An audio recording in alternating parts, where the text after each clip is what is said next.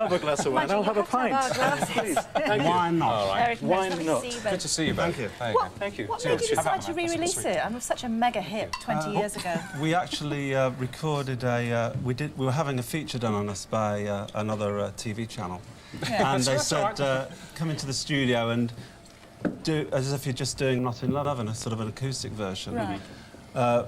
We did it. It was being recorded in a proper studio, and we went back into the control room and listened to it, and everyone said, "This is fantastic. You've got to put it out." Yes. Yeah. So it was totally unplanned. Such a beautiful song. Did you write it? We both wrote it. You both wrote it, you wrote it together, yeah. Was it plucked purely out of your songwriter's skill, or was it based on any kind of student experience or It's a unrequited? nice little romantic story behind it, actually, for Valentine as well. My wife, Gloria, used to say to me, "Why don't you say I love you? Why don't you keep saying I love you?" And I said, and at the time, a silly phase I was going through, I said, if you keep saying it, it's not going to be worth the same each time you say I love you, it won't mean the same. So I mentioned this to Graham. We wanted to write a love song. I said, well, let's write one called I'm Not in Love. Yeah. But then give all the reasons why you were in love without saying it. And that's how it came about. Heavy sarcasm. Which actually informed much of the songwriting of 10cc in those early days. A lot of wits and irony. Well, I think we always tried to amuse ourselves first and foremost. Right. And we had a pretty wacky sense of humour. Which band were you writing about in Old Wild Men? That was actually Kevin Lowell wrote that song, and they were just thinking about people like what Eric Clapton would be like in 50 years' time. Or the Stones or whatever. Yeah. Well, the Stones And probably as wheelchairs they are and now.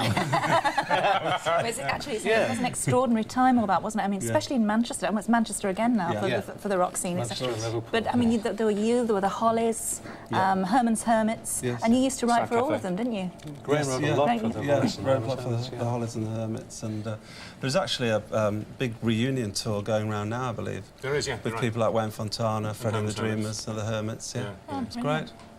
If you hadn't split up, 10cc hadn't split up, which, I mean, you haven't in a sense because you carry on, under the name, but if the original band had stayed together, I mean, you were mega then, do you think you would have been now, I mean, still a major supergroup, the huge tours, everybody waiting every 3 years for the new album, the whole thing? I think we would. I do too. Yeah. It's a really good question because I think the band was quite unique at the time because you had 4 people in the band who were all capable of writing and singing a #1 record, and we did. I don't think there's any other band in history, in Britain anyway, that had that capability. Were all or any of you graduates? Kevin and Lowell were. College of Art, Birmingham College of Art. Yeah. There's a lot of intelligence in the lyrics. A lot of artistic, arty things in them. Great then. Audio pictures. Yeah.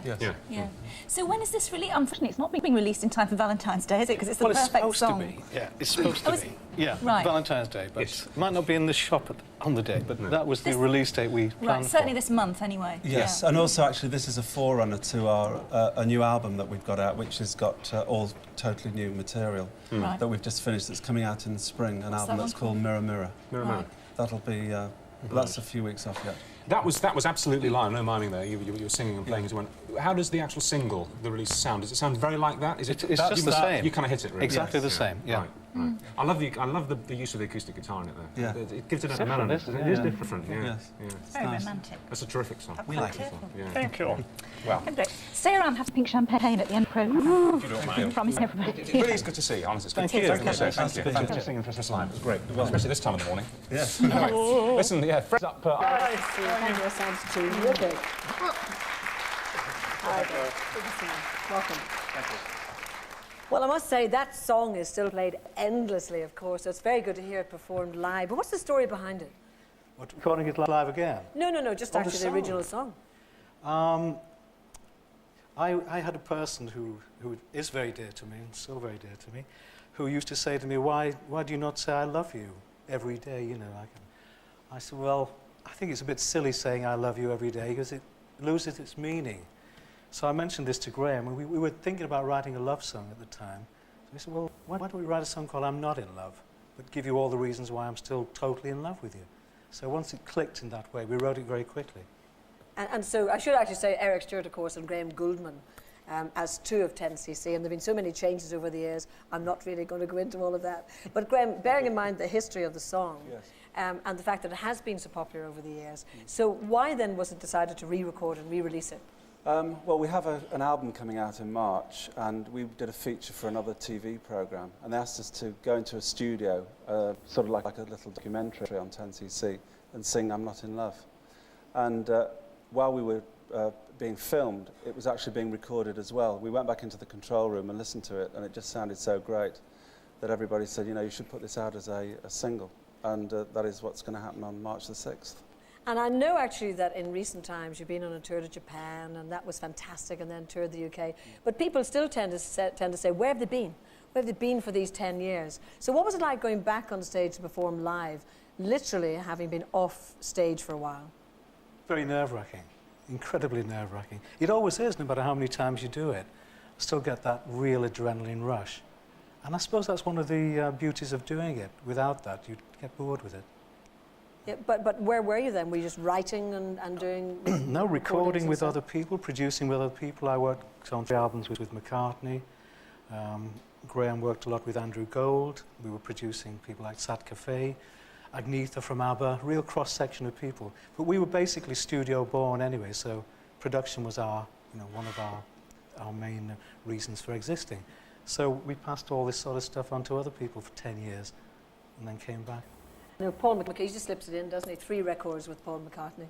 And in fact, Paul McCartney's on the new album, isn't he? Is he playing on one of the tracks? Yes, he's playing on 2 of the tracks, actually. And one of the tracks, called Yvonne's the One, we co-wrote a couple of years back.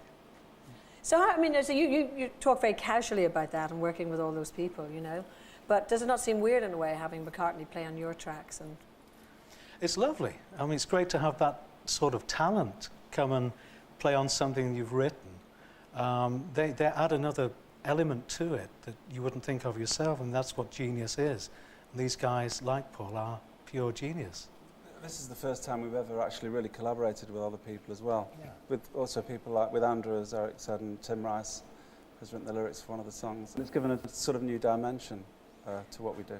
of course, Graham, you have performed with Andrew Gold a lot. That's right. Do you still actually do that? We still write together, and probably always will, but we had a few good years in the 80s. I think that's where it probably gets a bit confusing, because you've all individually done so many things with other people, and yet you still, in a way, have all stayed together. Well, I think 10cc is like the one constant in our lives. I mean, we might well go off and do other things at other times, but it's so nice to come back together and sing, songs together like I'm Not in Love. Just remind some of the groups that you've been with, both of you have been with over the years. Right back to the past. Well, Jerry Lee and the Staggerlees, the Emperors of Rhythm, the Emperors of Rhythm, Johnny Peters and the Cresters, the Mindbenders, Wayne Fontana and the Mindbenders, Hot Legs. Sabres, Hot Legs. Hot Legs. Oh yes, Hot Legs, of course. I'm the Neanderthal Man.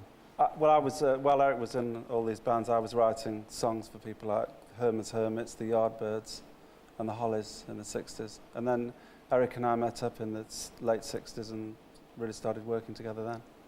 What do you think generally of modern songs? Do you think it maybe is the time for really good lyrics again, that there's an appreciation for them?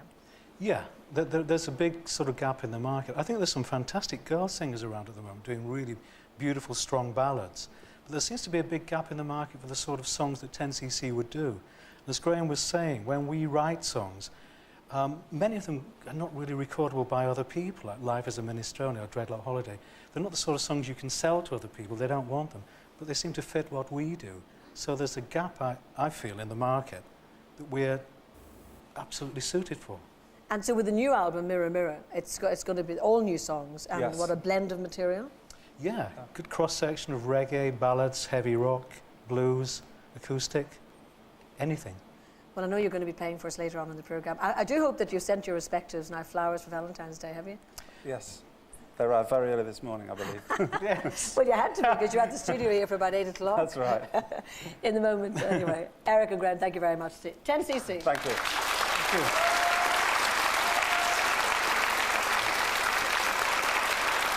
Now,